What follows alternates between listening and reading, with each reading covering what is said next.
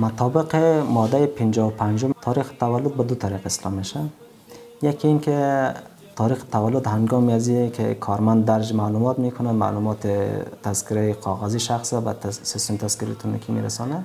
اگر اشتباه یا احیانا تاریخ تولد اشتباه درج شده باشه و ثابت شده که از طریق کارمند اشتباه شده، از این طریق اسنادش ما ضمیمه فرم میکنه، روان میکنیم اسلام میشه. و همچنان طریق دوم این که اسلام میکنه اگر پایین از 7 سال باشه مطابق کارت تولد یا پاسپورتش بر یک بار قابل اجراست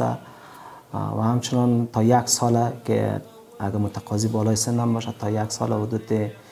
اسنادی که برای به دست داره مثل پاسپورت یا سند تحصیلی یا هر چیزی اسناد معتبری که معتبر شناخته شود تا 1 سال در صورتی که قبل از یک تذکره الکترونیکی را گرفته باشه و اسناد خود تعیین کرده شده تاریخ صدورش قبل از تاریخ صدور تذکره الکترونیکی باشه در سیستم مرکزی خدمات بازرسی قابل اجراست. وطن د جوړونې وخت دی